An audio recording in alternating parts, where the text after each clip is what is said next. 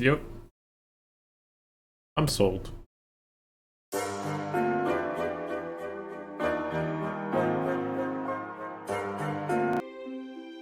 What's up, guys? Akariss here, providing you with a brand new Fire Emblem Heroes video. This one, different type of feel though. So it's been a long time since I've done a state of the game video. Essentially, I'm going to go through my thoughts of the game as it stands right now, compared to maybe what it was in the past. I feel like probably like a honeymoon phase of the game has probably passed for many players, unless you're like a new player. But I'll go through what I think of the game, you know, competitive, non-competitive, casual, pay to win, F2P, whatever. That's all going to be my thoughts covered in this video, as much as I can kind of go through. And a lot of frequently asked questions that I get, both on Twitch, Discord, and on YouTube, frequent comments I see. So with that being said, stay tuned and watch. What I will do is I'm gonna put some gameplay under me in case you need to check out some fun. That would be my arena run from when Obro was a bonus. And on the far left, I'll have just pretty much my favorite characters in FEH as it stands right now, and kind of like the moments we've shared together. So both old and new, and still used to this day. Alright, so first things first. What do I feel about FEH right now? Do I feel like burnt out, or do I feel like, you know, it's over for me?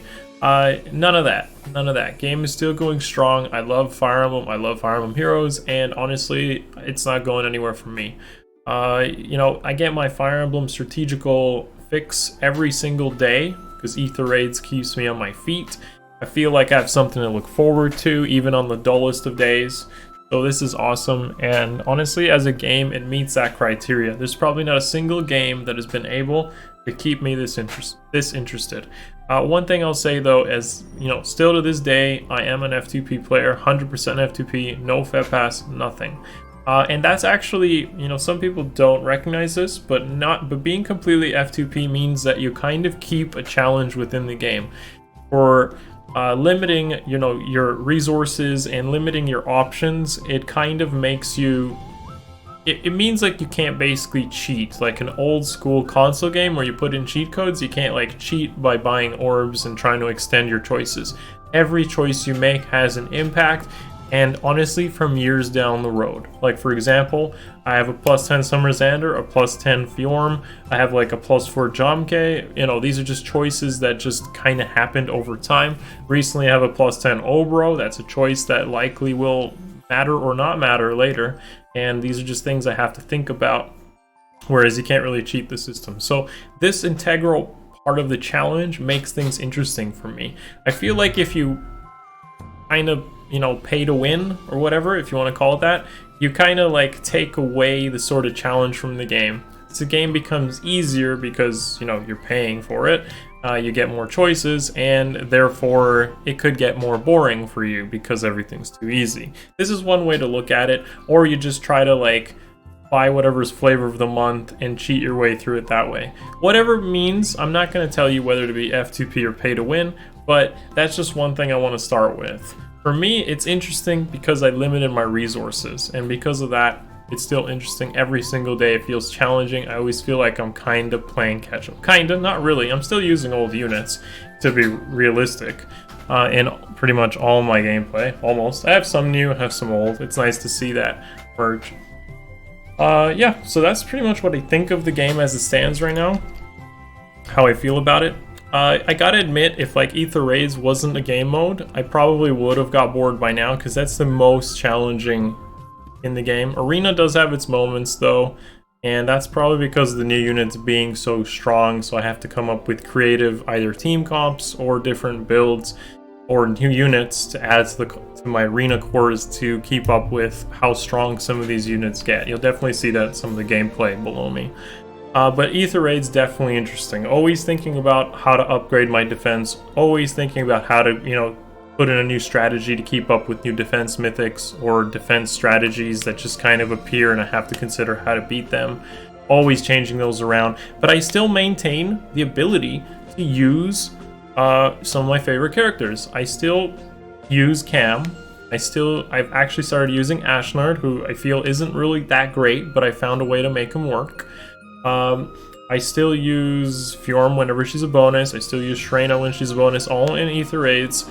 I integrate, Kronia. I've gotten better with using her and integrate her into where I feel is her best place. I started trying different strategies, like for example, Runya. So, these are all fun and keep me engaged within the game. On the other hand, of course, we have Arena, where it feels like I'm trying to maintain a perfect record in an otherwise score increasing and very cutthroat kind of meta where the units just get more and more powerful every single month, especially whenever a legendary hero releases. I feel like whenever a legendary hero releases, this mode just becomes crazy. Like Water Season became crazy because of Prom basically being released, and he's just ridiculously strong, and you pretty much need a green unit on your team, and not even a weak green unit. You need a good green unit to get through it. And thankfully I have Raven, and I figured out a way to make even Fjorm challenge him. Sorcery Blade? Not really. I don't even have a mage on my team, so that doesn't really work. But realistically, Arena does keep me on my toes, and it's still fun. It's still fun to kind of figure out how to beat all this new stuff with old core units.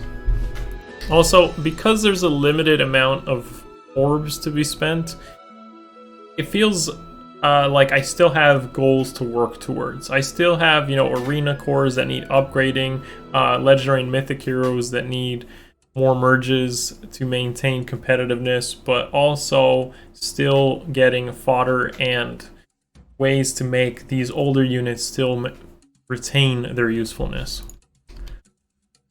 Along that, of course, we do have brand new game modes, and on one hand, I'm glad that these game modes are not Arena and not Aether Raids. And what I mean to say is I'm glad we're not basically playing super competitive modes like Arena and Aether Raids are. Arena is very competitive because it requires max invested units, and even specific types of units to get high scores in. Whereas Aether Raids, there's still meta strategies, but you can get by with some good skill, good gameplay, good execution, and some planning. That's definitely a thing in Aether Raids, but they're both modes that require a lot of investment, a lot of strategy, a lot of merges. Both of the modes will require you to do that. So new modes that came after that also kind of had a ranking system, Mjolnir Strike and now Resonant Battles. I'm glad they are what they are, because both of these modes don't feel like they need investment to rise in ranks or to get a almost maximum type of score.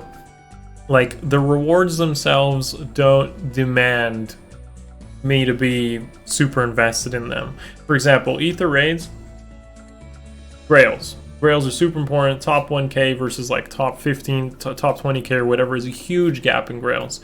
I believe it's you get almost 2 times more Grails for a top 1k finish versus a top 20k. Top 20k being basically you just coasted in tier 21.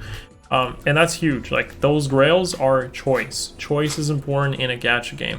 Spark system, super nice. I'll talk about that in a moment once I get to number 3. But basically,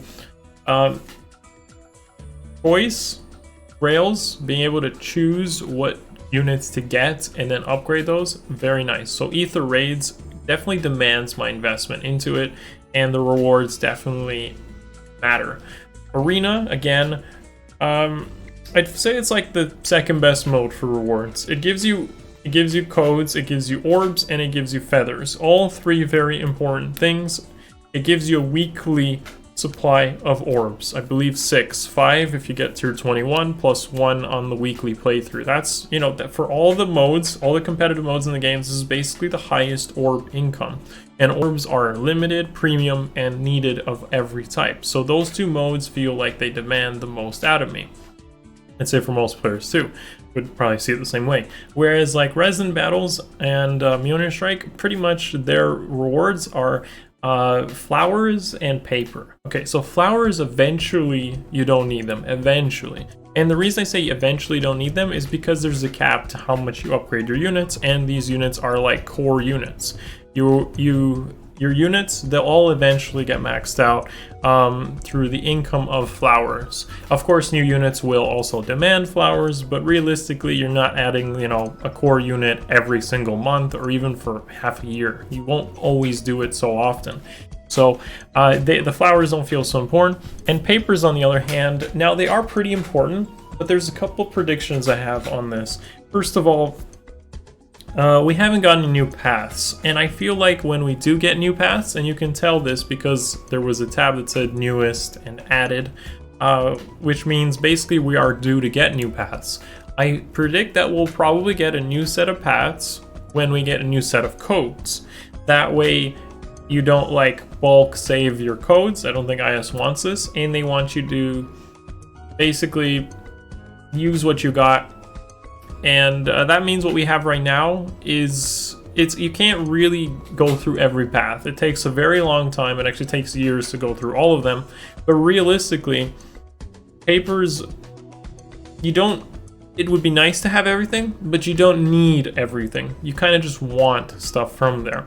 Realistically, the stuff you would need from like codes right now is probably like Harsh Command Plus, just to increase your score for Arena because the Rally Plus, like for example, because you don't really want to pull for Rally Plus for your orbs. Or maybe you need Close Counter or Distant Counter to finish a build, for example. Although both those skills can be picked up pretty affordably from either a legendary hero or a weekly revival, for instance, for not that much orbs.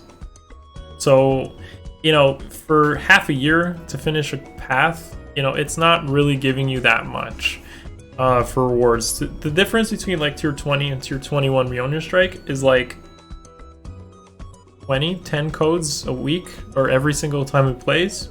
So, you know, spending thousands of orbs to invest in these modes is not really worth it. And therefore it doesn't feel like you need to invest into them hard. The modes themselves are obviously fairly easy. I was able to knock out Resonant Battles in one attempt for the second week. It could get harder, it might get harder, but that's fine, I don't mind that. What I appreciate from Resonant Battles is that it forces me to use units I normally wouldn't use, and it kind of like wants you to have a varied barracks from multiple games. Again, a cool feature, I'm glad they do that. So I'm not stuck playing with like the first, 10 units in my whole barracks, and I get to actually use about all 100 of the 5 stars maybe, or at least like half of those 100 5 stars in some manner. So that's what I appreciate. Not super competitive, nice, different type of modes. I'll give them points for that. Being able to create these modes and they actually don't feel the same as the other ones. All right, finally, probably the most controversial stuff in Fire Emblem in 2020, which is power creep. And this is like BST boosts or maybe new skills or legendary or mythic heroes, whatever you want to call it. And what I think of the FEH Pass, because I never really covered this in a video. I've talked about it on Twitch. And of course, kind of like how pay to win is the game versus F2P. I'll cover like what I think about power creep first. So people see like stat increases, or they see new skills, or they see new legendary heroes or mythic heroes, and automatically assume that you need the newest stuff to compete. This is obviously not true, because you can definitely get to the top rankings of every mode in the game without needing the new stuff. I don't actually have any 2020 units except Itsuki. In my arena core, for instance, Itsuki is a flavor choice, to be honest. I just like the character, I like Chrom, and it felt like I could use Chrom in 2020, so I picked Itsuki. Even a more efficient resource investment would have been Astrum for comparison if I wanted to make a 2020 unit investment. And pretty much every other unit in my core feels like 2017 or 2018 units, so I have like Summer Xander still, Raven still, Fjorm still, and Legendary Tiki. So like, you know, my core units are still pretty much old, with Itsuki being the most recent arena edition.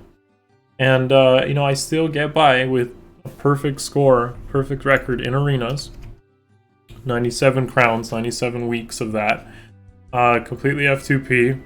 You know, it requires some investments into arena from time to time. I need to invest in bonus units here and there, but it keeps me on my toes and makes sure that I manage my resources efficiently to do that. It gives me a good goal to play for. So is it pay to win? Because I need every single new unit that comes out? No. I mean, definitely not. I'm using Obro right now as my bonus for that particular week. And it was, you know, it was a high investment, but at the end of the day, it feels good because I kept to my goals. And then for Aether Raids, in contrast, so you do need mythic merges to get to the higher rankings, kind of. You don't need like 20 merges or something. You don't need to be front page. You don't need to be 30. You don't need 30 airs, basically. You don't need 20 peonies and 10 airs or whatever to get to the top rewards, because the top rewards don't require that. You as a matter of fact, you can probably get away with 5 to 10 merges as it stands now, and with a good record on defense and offense, you'll get your top rewards every single week as long as you have the gameplay to follow through with that. So, you know, you start off with air, you start off with peony for free. You wait for a good overlap on a legendary mythic banner. You do a little bit of saving over a couple of months. You'll pick up likely the merges between 1 or 2 legendary mythic banners if you save for it properly. And there you go. You got yourself top rankings. So basically play for half a year and you can put yourself in a good spot, or re-roll if you're a new player, to get yourself set up to basically get those top rewards from light season. Now the same thing has to happen obviously for Astra. And same idea. Save, good overlap. Ideally when like defense and offense mythics share, create a good defense team that counters whatever the current meta is, and you'll set yourself up for success. This is the mentality that goes for Aether Raids. A lot of the new stuff or fodder that you get as a new player is usable for Aether Raids. Literally, you can start, and I'll cover this in other videos, and I'm sure I have in my past ones. You literally start with like Matthew, close counter off of Takumi. The Askers as good bonus units when invested, so they can definitely be good if you give them distant counter, for instance. And you set yourself up for nice, easy matches, especially while climbing. When you get to tier 21, you can pretty much win almost 90% of matches with a close counter Vantage Matthew. Like literally, that's what you could do. You can set up your Askers invested to be running like distant counter tank builds as their bonus seasons happen, and that can give you a tank and a Vantage strategy right away. You can run hit and run strategies with using like Reinhardt, for instance, or Luis or Rolf, or even Wrath and Python. And all of these strategies combined with really low investment. When I say low, I mean like low merges. You don't need to spend hundreds of thousands of feathers. Can set yourself up for success. So do I think it's pay to win? No, because you can definitely do all this without spending a dime. And a lot of people have, especially through my community. Finally, what do I think about FEH Pass? What do I think about that whole story? Now, I gotta admit, FEH Pass should have been a thing years ago. It should have been a thing back in 2017. It should have been a thing when the game came out. Because FEH Pass is a good thing. Hot take, wait for it. FEH Pass is a good thing because it keeps people invested in the game. True. It doesn't screw over people. Like, you get good value out of it. You get skins of popular characters, you get copies of them, you get artists and voice actor talent that contributes to the skin, so obviously the money is paid for. But the thing that makes it controversial, and unfortunately not that great, is the fact that quality of life stuff is locked behind it. and this has obviously been covered, but features that obviously could have been for the whole player base locked behind a paywall is not that great. It feels like, hey, please give us money. It feels like they're not being thankful of the whole player base. So yeah, the thing is, FEH Pass would have been great if basically they're saying, hey, look, we got these artists, these voice actor talents back, we made these new skins of your favorite characters, they're usable again. They basically have a stat increase, and that's whatever. Like, the stat increase doesn't really make them that much better than current release units. In fact, it makes your old investments feel worthwhile, which is great. You know, it keeps people invested.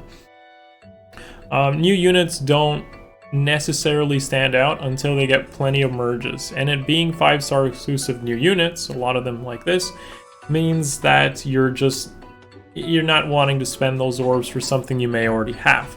The gap between a new player and an old player, for instance, a new player doesn't have, let's say, a plus 10. Let's say they don't have a plus 10 Raven. Okay, they didn't play in 2017. They don't have enough copies of Raven. They don't have the Divine Dew. They don't have G-Dual Infantry to make Raven competitive. A new player pulling green on, let's say, Legendary Mythic Banner ends up with like 10 copies of Echidna. That new player can instead build Echidna, and the old players can still use Raven because he has a preference weapon. He has a good stat spread, but the new player can use Echidna instead and still feel competitive, even at not necessarily max merges, because Echidna has the stat difference to make up for that.